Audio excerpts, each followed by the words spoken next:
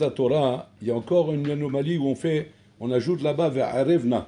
Arevna, c'est une prière qu'on fait pour cette mitzvah.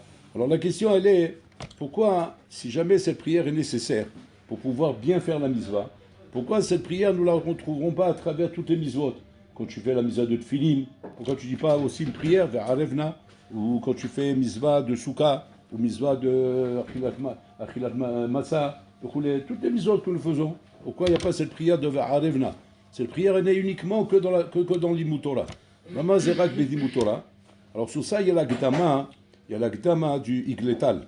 Igletal, vous connaissez le Igletal, c'est un mifarèche très important dans le char. Le Igletal, il ramène là-bas dans la Gdama de son Sefer Igletal. Le Sefer s'appelle Igletal. Dans son Sefer, là-bas, il fait une Gdama. Et là-bas, il dit Kama to'im ha'olam. Combien le monde se trompe de croire que lorsqu'un homme étudie et qui te dit moi, ce que j'aime dans mon étude, c'est le kiff et le plaisir que j'ai lorsque je comprends la Torah et lorsque j'arrive à être mehadesh des hidushim. Voilà ce que j'aime dans la Torah. C'est-à-dire ce plaisir-là. Et que beaucoup, il dit là-bas, beaucoup se trompent de dire que non, zélo lishma. D'avoir casé zélo lishma. Parce qu'en vérité, la Torah, tu dois l'aimer, quoi qu'il arrive, même si c'est sans goût et sans plaisir. Et ça, de dire une chose pareille, que tu aimes le côté matok et plaisir qu'il y a dans la Torah, ça, Shalom, il dit là-bas, c'est pas l'ishma. Le Igletal, il dit, c'est ta'ut yesodi. Ta'ut yesodi. Il dit, c'est vaddaï, que le plaisir qu'on éprouve dans la Torah quand on étudie, le kiff qu'on a lorsqu'on comprend un chidouche, ou qu'on est mehadesh, qu'on comprend une Gemara ou un Tosot, ou un Rishon, ou n'importe quoi, il dit, c'est ikar al-ishma. Il dit pas seulement que c'est pas un problème de l'ishma, il dit, c'est l'ishma. C'est-à-dire que le lishma, c'est le honeg et le ta'anoug que tu éprouves lorsque tu étudies.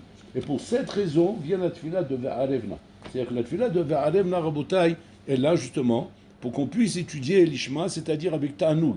Et pas seulement be'echrea. Maintenant, que un homme ne doit pas attendre qu'il ait du plaisir pour étudier et que s'il n'a pas de plaisir, il n'étudie pas. Barouk, il doit étudier, quoi qu'il arrive, même be'echrea. Mais il dit là-bas que pour arriver au lishma, c'est le ta'anoug. Le ta'anoug est le plaisir et la passion que tu ressens lorsque tu es en train d'étudier. Cette chose-là, une achénamie te donne un ta'anoug et cette chose-là s'appelle lishma. Alors, peut-être que pour arriver à ça, il faut comprendre comment on arrive à ça. Comment un homme il arrive à sentir ce plaisir dans l'étude de la Torah. Ma sot que de la guialisée. Comment un homme il arrive à ce plaisir qu'il ressent dans la Torah, comme plaisir qu'il va ressentir dans l'argent, dans matmonim, comme c'est marqué là-bas que Shlomo Amelech il dit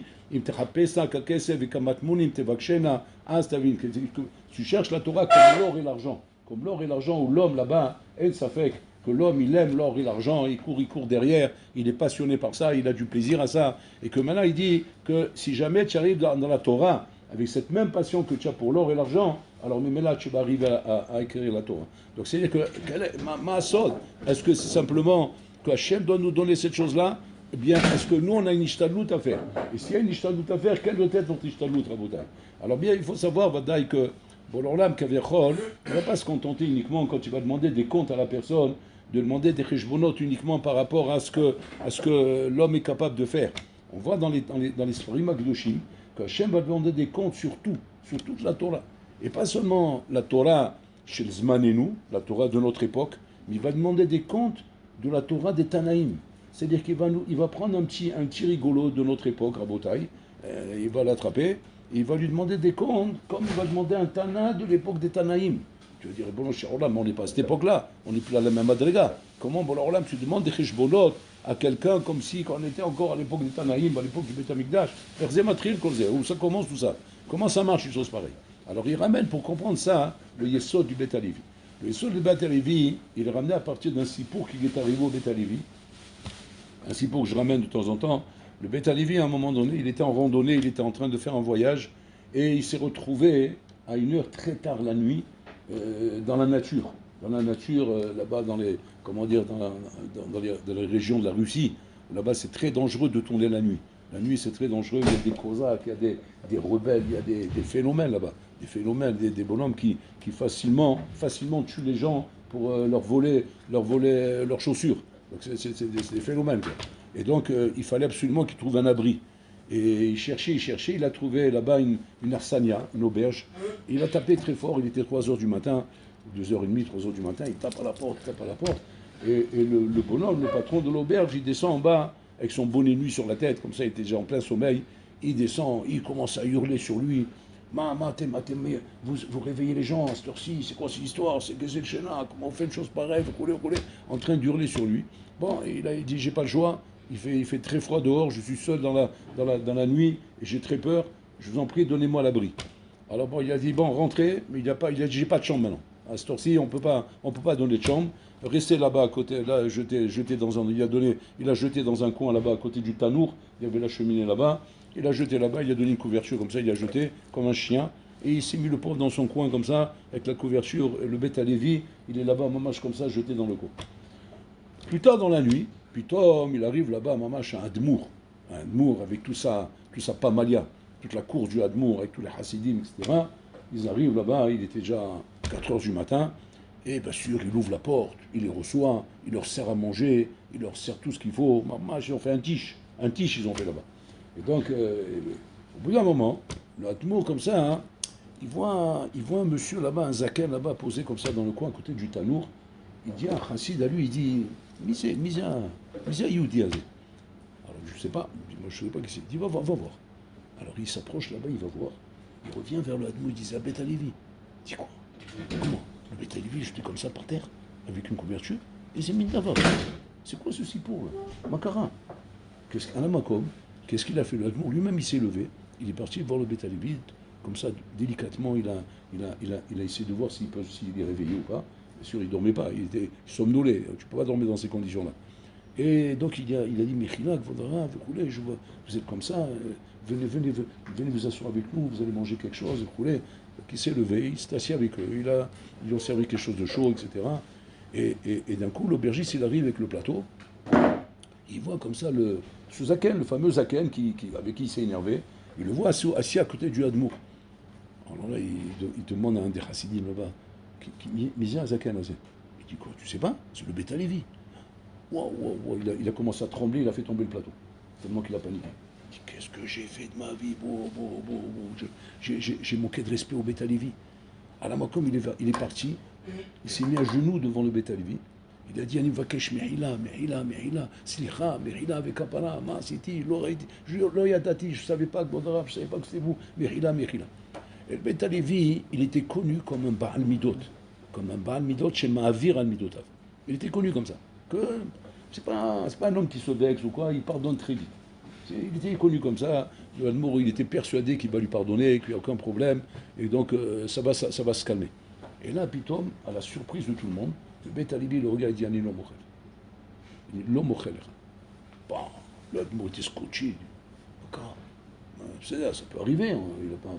Ça va, c'est vrai, c'est pas beau ce qu'il a fait, mais bon, il n'a pas fait exprès. C'est pas Bekavana. Donc ça va, Timchollo. אז האדמו"ר, הרב ימחול לזקן, לבן אדם הזה, הוא לא עשה בכוונה. il dit, אין דבר כזה, לא מוחל.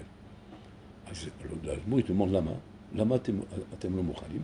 il dit פשוט, אני לומד את זה משמעון ולוי. J'apprends ça de Shimon et Lévi. Shimon et Lévi, lorsqu'ils ont appris que Dina s'est fait violer par le Hamar là-bas, oui, qu'est-ce qu'ils ont fait Shimon et Lévi? Ils ont fait un complot avec les gens de Shrem là-bas, ils leur ont dit, pas de problème, vous voulez vous marier avec nos filles, nous aussi on veut se marier avec vos filles, il n'y a pas de problème. Seulement, on ne peut pas faire une affaire pareille ensemble sans que vous ne faites pas la Brit Mila. Il faut faire la Brit Mila. Alors eux, comme ils étaient comme un fou pour Dina, il les a poussés à tous à faire la Brit Mila. Tous, ils ont fait la Brit Mila sans exception. Maintenant, qu'est-ce qu'ils ont fait Shimon et Lévi? Ils ont attendu le 3e jour. Le 3e jour, c'est marqué que la Brit Mila, Koev Meod, le bonhomme, il est Bessiachole. Il est malade, comme on voit pour Abraham Avinu, que Yom Ashlishi, Zayom Akaché Bioter. Ils étaient paralysés au lit, mamash étalés, ils ne pouvaient plus bouger. Qu'est-ce qu'ils ont fait Shimon et Lévi? Les deux, ils ont pris les sabres, ils sont passés là-bas, Argou Echad. Ils les ont tous tués, tous passés à l'épée. Et là, bien sûr, Yaakov Avinu, il a dit, Maman, si t'aimes, comment vous avez fait une chose pareille? Maintenant, ils vont faire une mutinerie, ils vont se battre contre moi, ils vont faire la guerre. Qu'est-ce qu'ils ont dit, Shimon et Lévi? Tu veux que notre sœur soit qu'une zona? Et là-bas, qu'est-ce qu'ils disent là-bas? Là-bas, ils expliquent comme ça. Ils expliquent que si jamais ce qu'ils ont fait aurait été permis de le faire avec une fille normale, une fille stable, qui n'est pas la fille de Yaakov Avinu. Alors, il y en a qui ont mis, on peut dire que quoi? Qu'il est tombé amoureux d'elle, il a craqué, et elle n'y a plus. Donc il a séduit, il est tombé avec elle. C'est un accident qui peut arriver. il n'a pas su que c'était la fille de Yaakov. Donc il a cru que c'est une jeune fille. Elle tourne, elle se balade dans la nature. Et il a commencé, ça marche. Alors il est parti avec elle. Mais faut Yoda. Lui, il va savoir que c'est la fille de Yaakov. Si c'était permis de faire ça avec une fille normale, alors va dire que Yaakov Avinu il doit pardonner. Pourquoi? Parce que tu ne savais pas que c'est la fille de Yaakov. Mais si maintenant avec une fille normale, tu n'as pas le droit de faire ça. Comme c'est marqué là-bas qu'il a été ma'ané au temps. C'est marqué là-bas qu'il a maltraité Shalom. Il a été ma'ané au temps. Si c'est comme ça, Kalva Homer, la fille de Yaakov. Maintenant qu'une fille normale, tu n'as pas le droit de faire ça, maintenant on y migalgal et chaytakon. C'est-à-dire maintenant je te punis même sur la fille de Yaakov. Comme ça le Yesod. Le Beth Alevi dit maintenant c'est la même chose ici. Si un homme normal qui est passé ici, pas moi, un bourricot à fil qui est passé ici, tu aurais eu le droit de faire ça. De quoi? De mal le traiter, de le jeter comme ça avec une couverture. Tu aurais eu le droit de faire ça? Moi le Beth Alevi, ani mochel. A été mochel. Mais comme cette chose-là, maintenant qu'un homme pas chaud, tu as pas le droit de le faire. Oui. Kalva Homer, maintenant que tu as fait ça avec le Beth Alevi, Shali lo mochel. Il nous apprend Yesod Hatzum. Ce Yesod qui nous apprend le Beth Alevi, c'est tout le Yesod du jugement, du Mishpat Agadol qu'Hachem va nous faire après 120 ans. Après 120 ans, c'est marqué comme ça le Hafez Chaim il ramène, qu'on va demander à l'homme, pas shoot, un mifran, pas comme le mifran que tu as fait pour entrer à Nani Yosef, un mifran où on va vérifier, il m'a taillé et kol la Torah kula, de A à Z, de A à Z, toute la Torah entière. Talmud Babli, Talmud Yerushalmi, Sifri, Sifra, Shulchan Aruch, Bet Yosef, Even Haezer, Yoredea, Mishel Mishpat, tout, Zohar, Kabbalah, tout. Maintenant, toi, tu es là-bas, tu deviens fou. Tu dis, mais Shtagou, ils sont devenus fous. Mais qu'est-ce qu'ils veulent, qu'est-ce qu'ils me demandent? On s'imagine qu'ils ont dû se tromper d'adresse, ils ont dû se tromper de nom. Ils m'ont pris pour un Tana, alors je suis un petit juif de 2024, moi, qui savent avec les chelots qui sont en train de demander. Qui me demande la première Mishnah de Brachot, si je me rappelle, mais maintenant ils sont en train de poser des questions à Sumo, c'est quoi le pshat? Il dit là-bas, regardez bien ce qu'il dit là-bas. C'est le saut du Beth Alevi. Il dit là-bas, quand je bourrouille, il va te dire comme ça, pourquoi tu n'as pas étudié toute la Torah entière, toute la Torah de A à Z? Il va dire, Bola Olam, j'étais pas capable, j'avais pas les kochot, Bola Olam. Alors que je bourrouille, il va te poser une question maintenant. Il va te dire, et les kochot que tu avais, tu les as utilisés? Ce que tu étais capable de faire, tu l'as fait? Alors il va dire, je crois. Il dit, bon livre donc. Maintenant, Hachem va te faire un deuxième mifran selon tes kohot. Selon tes kohot. Et attention, ce mifran, il est dangereux. Pourquoi? Parce qu'il va être hyper sympa, ce mifran. Mais il va être selon tes kohot. Si, Nachilami, selon tes kohot, tu passes le mifran, alors bon, alors là, il est mochel que tu n'as pas réussi le grand mifran. Mais si maintenant, selon tes kohot, kaviachol, tu échoues le mifran, Hachem va te demander des comptes sur toute la Torah. C'est quoi le pshat? Pourquoi, si j'ai pas réussi le mifran selon mes kohot, Hachem va me demander des comptes? Parce qu'Hachem, il va dire comme ça, du moment où toi, Inachilami, tu as fait ta ishtalout et tu as fait tout ce que tu devais faire, alors moi, Bola Olam, je me dois de t'aider. Mais quand c'est qu'Hachem, il promet d'aider quelqu'un, quand lui, il cède à lui-même de mettre tous ses kohot. Alors Bola Olam, il dit, maintenant que tu as mis tous tes kohot, moi aussi, je vais t'aider. Mais si maintenant, le bonhomme Kaviachol, il n'a pas mis ses kohot, c'est-à-dire qu'il était mezalzel selon ses kohot. Ouais. Bon, là, il va dire, c'est de ta faute que je t'ai pas aidé. Pourquoi? Parce que tu n'as pas mis tes kohot, tu étais mezalzel. Maintenant, je ne vais pas te demander des comptes sur tes kohot. Je vais te demander des comptes sur toute la Torah. Pourquoi? Parce que tu aurais pu faire toute la Torah si tu avais fait tes kohot. Parce que moi, je t'aurais aidé. Ça fait peur, Rabotai. C'est Mafrid, ce Mishpat Agadol qu'il y a après 120 ans, Rabotai. Mafrid Meod. Donc le Meiri, maintenant, il vient dans Psachim. Il explique là-bas, hein, comment un homme peut être zoché Rabotai, d'arriver mamash à toute la Torah. Comment un homme il peut être zoché? Alors il dit là-bas, le Meiri dit là-bas, il n'y a qu'une solution pour ça. C'est quoi? Ve'arevna, que tu aies du ta'anoug à étudier la Torah. Un homme il ne peut pas arriver à Rabotai dans quelque domaine de la vie qu'il soit, n'importe quel domaine, hein, soit dans le sport, dans le business, dans n'importe quel domaine. Tu ne peux pas arriver à mettre tous tes kohot, si tu n'as pas du ta'anoug dans ce que tu es en train de faire.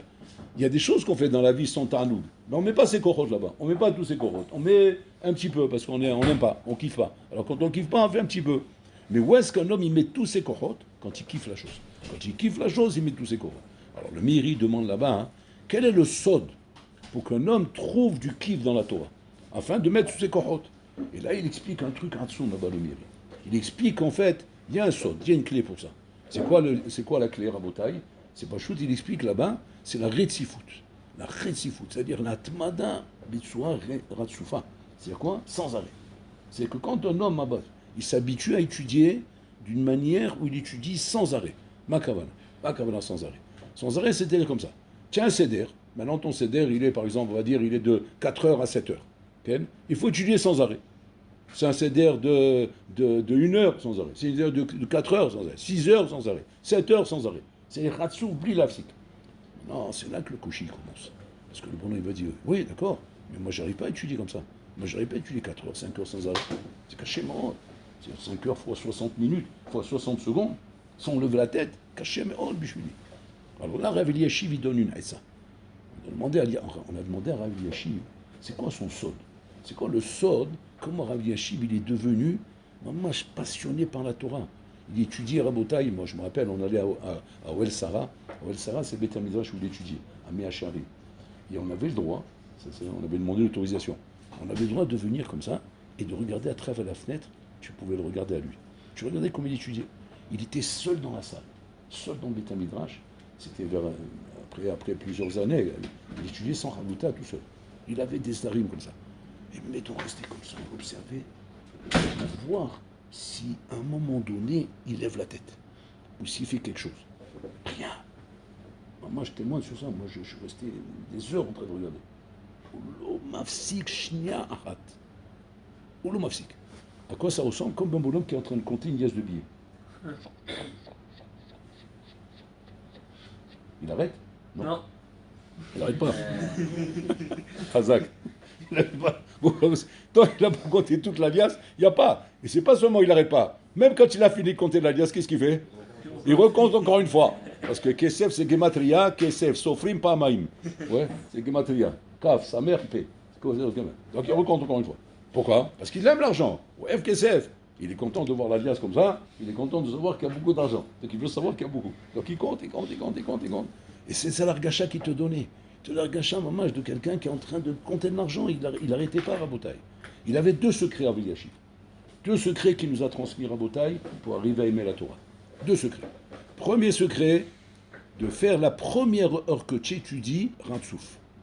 La première heure. Ne cherche pas à faire plus que ça. Ça, c'est Macheta Yachol. Ça, c'est ce que l'homme, il peut. Le reste, c'est entre les mains d'Hachem. C'est comme tu dis maintenant, Hachem, à toi de jouer. Moi, la balle, comme au tennis, j'ai envoyé la balle, maintenant à toi de me la renvoyer. Tu ne me la renvoies pas, c'est ton problème. Moi, j'ai fait mon travail. Donc un homme, il doit faire d'abord la première heure qu'il étudie, Ratsouf. C'est-à-dire quoi? C'est-à-dire, quoi qu'il arrive, machillé, la première heure, c'est pas mafsik. Tu commences, tac, c'est parti, compte à rebours. Et tu n'arrêtes pas, même pas une seconde pour respirer. Tu tu lâches pas. Tu lâches pas pendant 1 heure. Ça, c'est comme ça qu'on commence. C'est le premier conseil. Deuxième conseil qu'il donnera à Eliashiv, c'est quoi? C'est que tu dois étudier très lentement. Très lentement. Comme si tu avais tout le temps. Il dit que normalement, c'est quoi très lentement? Lis ton saut doucement. Doucement. Et comme ça, Rabbi Yashiv, il étudie très lentement. Vous entendez comme ça, il étudie comme ça. C'est Ve'im Tomar. Ve'im Tomar. Il prenait le temps. Il posait le mot. Ça va, tu as compris la phrase. Allez, avance. Non, il répétait doucement. Il prenait le temps. Et on se demande comment elle a... Et c'est pas qu'une fois comme ça. Je vais dire non, parce que Kaniri ne comprenait pas. Non, même là, tout le temps. Même quand il faisait les Hazarot, il faisait Hazara, tout le temps, doucement, doucement, doucement. Il prenait le temps, on se demande même comment, en ayant étudié à une vitesse comme ça, comment il a pu finir toute la Torah. Il a étudié toute la Torah, le Rabbi Yashiv. Toute la Torah de A à Z, il avait dans ses mains. Mais pas il avait dans ses mains, c'était comme ça. Comme Ashri Yoshve Betecha, il avait comme ça dans les mains. Mais, léat. Ça, c'est Rav Darzi qui nous disait que, je ne crois pas qu'il allait là parce qu'il ne comprenait pas. C'était un gars, on a dire, il avait une mémoire d'éléphant. Il se rappelait dans les détails, quand il disait une phrase dans n'importe quel Gemara, toutes les Gemarots du chasse, comme un Rishon, comme Tosot. Il a la Gemara ici, il connaît toutes les Gemarots du chasse autour. Mais, malgré tout, alors que c'était clair pour lui, il allait lentement, doucement, comme quelqu'un qui compte des billets. Tu as vu quand tu comptes des billets, tu peux aller vite. Non, tu fais doucement. Peut-être il y en a 2. Je vais compter 1 ou 2. Attention, tu rigoles quoi. Surtout si c'est des gros billets. C'est des petits billets. C'est la monnaie, je m'en fiche. Toi. Mais quand c'est comme ça, tu rigoles. Je mouille la main 10 fois. Faut pas tromper qu'il y en a qui est passé là-bas. Va savoir. Chez Mishmor, en plus c'est des billets de 500. Chez Merhem, tu rigoles quoi, Bobo? Il y a une niasse comme ça, tu rigoles quoi. Et là c'est pareil en Bretagne. Doucement, léat, il prenait tout son temps. Rien qui court derrière lui. Léat. Kedavin, la Gemara, tout doucement. La Halacha, tout doucement. Encore léat. Ça c'est les deux secrets qu'il y avait à Yoshim. Et qui dit que c'est grâce à ça qu'il est arrivé à la passion et l'amour de la Torah. C'est Hatsum en Bretagne. C'est-à-dire quoi? Dans l'être humain, il y a un teva. Il y a un teva dans l'être humain, comme s'il explique le Meiri. Que quand le bonhomme Rabotai, il fait du ratsouf, c'est-à-dire sans arrêt, c'est-à-dire la continuité Rabotai, sans faire des interruptions. Parce que les interruptions, elles cassent le rythme. Et automatiquement, elles font que tu n'arrives pas à déclencher chez toi, comment dire, une envie par rapport à la chose. Parce que tu fais des arrêts, tu casses le rythme. Et en plus, quoi, quand tu vas vite, et tu comprends pas bien ce que tu dis. Il faut aller doucement, tout doucement, de façon à bien te laisser le temps de comprendre. On n'essaie pas d'aller plus vite que ton cerveau. Même si ton cerveau il est rapide, quand même, doucement. Ça fait quoi? Ça fait qu'automatiquement, le Teva, c'est comme ça, de l'homme. Automatiquement, l'homme, il aime cette chose-là. Il aime cette chose-là parce que psychologiquement, tu montes à ton esprit combien c'est hachouv, comme les billets, combien c'est hachouv. Et automatiquement, par réflexe, par Teva, l'homme, il se met à aimer cette chose-là. Et il explique là-bas que c'est ça le sod qui l'a amené vers Arevna, à aimer la Torah, à être passionné par la Torah et à faire toute la Torah entière à Rabotai. Donc c'est ça le Inyan. Il dit le Meiri là-bas que la Torah Rabotai, c'est pas comme un binyan. C'est pas comme un binyan. Un binyan, maintenant, on t'a donné 10 mois pour construire 10 étages. Ouais. C'est quoi la cadence? Ajoute. Un étage par mois. Premier mois, 1 étage. Deuxième mois, 2 étages. Troisième mois, 4 étages. Jusqu'à que j'arrive à 10 étages. C'est ça la page toute, oui. Dans la Torah, ça ne marche pas comme ça. Dans la Torah, c'est première heure, temps. Deuxième heure, exponentielle. Troisième heure, exponentielle. Quatrième heure, exponentielle. C'est-à-dire que quoi? C'est-à-dire que c'est exponentiel. C'est pas encore un. C'est-à-dire que c'est toujours encore plus. C'est-à-dire exponentiel. De là, on dit que le Chazonish, on a demandé Kama Shanim Chaya Chazonish. On a fait le calcul. Là-bas, ils ont dit qu'il a vécu 1 million d'années. 1 million d'années. Comment il a vécu 1 million d'années? Il n'a pas vécu 1 million d'années. Un homme, il vit 1 million d'années parce qu'on voit exponentiel ce qu'il a fait Rabotai. Et là-bas, il explique le Hazonish, là-bas, il demande, là-bas, c'est quoi Da'a Torah? Da'a Torah, c'est une chinami, comme on avait expliqué l'autre fois. C'est-à-dire qu'il est tellement imprégné de la Torah. Il a tellement que de la Torah dans sa tête que quand il va parler, maintenant, ce qu'il va parler, c'est de la Torah. C'est ça qu'il va parler. Et comme ça, on demandait au Gaon de Vina. On demandait au Gaon de Vina, hein, quand un bonhomme, il a une shéla dans sa vie, une shéla goralite, une shéla très importante, où il veut pas se tromper. Et que maintenant, il n'a personne à qui demander la shéla. Et non les milchol. Il veut savoir qu'est-ce qu'il doit faire maintenant. Le Gaon de Vilna, il dit là-bas, il y a un moyen, tout seul pour que tu saches. Toi-même. C'est-à-dire comment? Il faut que tu aies de la Torah. Tu dis, attends, mais moi, j'ai pas de la Torah. Moi, je suis un rigolo, moi. Je suis Bob Dylan. Et pour avoir de la Torah, il faut le Gaon de Vilna. Il dit, je vais te donner un truc pour avoir de la Torah. Qu'est-ce qu'il dit, le Gaon Hatsum? Il dit maintenant, étudie 6 heures Ratsouf. 6 heures Ratsouf. Comme ça, il dit. 6 heures Ratsouf, sans lever la tête. Et après que tu as fini 6 heures, pose-toi la question. La réponse que tu te donnes là en premier, c'est Dato. Comme ça, il dit le Gandhi. Satsum. Ce que tu vas dire maintenant, c'est Dato. Incroyable. Hein? Tu dis quoi? Tu étudies, tu prends la Gemara, ou la Lacha, ou n'importe quoi, tu étudies au Moussa, ce que tu veux, et tu étudies au Roumash, 6 heures Ratsouf. 6 heures Ratsouf. Et tu as la question dans ta tête. Au bout de 6 heures Ratsouf, tu répètes la question, la réponse qui te sort maintenant, c'est la réponse de la Torah. Incroyable, mais vrai. C'est quoi la Zvara de ça, Rabotai? Pas shoot Rabotai. Parce qu'en vérité, la Torah, Rabotai, elle est le plan du monde. Elle est le plan du monde. Tant que la Torah est extérieure à toi, elle est Zara, elle est Slecha, elle est Zar, elle est étrangère à toi. Alors, Baruch, que ta tête, elle ne fonctionne pas comme la Torah. Et c'est pour ça que tu as des questions, pour ça que tu n'as pas des bonnes réponses, parce que ta tête, elle n'a pas la logique de la Torah. Mais le Gaon de Vilna, bon, c'est le Gaon, lui peut nous dire des choses comme ça. Nous, on ne saurait pas dire pourquoi 6 heures, pourquoi pas 7, pourquoi pas 5. Lui, il sait pourquoi. Qu'à partir de 6 heures, comme ça il dit, à partir de 6 heures de Ratsouf, n'importe quel juif qui étudie la Torah au bout de 6 heures, il shlot la Torah. C'est-à-dire, cette fois-ci, là, pour cette fois-ci. Pas qu'il a de la Torah tout jamais. Pour cette chaîne-là qu'il avait maintenant, en étudiant 6 heures Ratsouf, il a de la Torah. Qu'est-ce qu'on voit de là? On voit de là, Rabotai, comment on arrive à vers Arevna.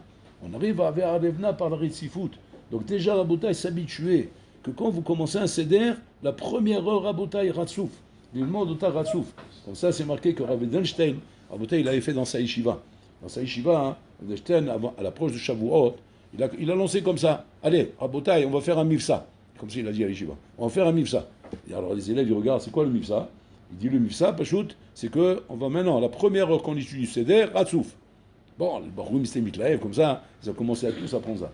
Maintenant, bataille, tout nouveau, tout beau, mais au bout d'un moment, ils sont fatigués, quoi. Après, ils se laissaient aller, comme ça, brûler. Mais il y en a un, non, il ne bougeait pas là-bas. Et qui c'est celui qui ne bougeait pas à Botaï? C'était le Batlan de l'Aïshiva.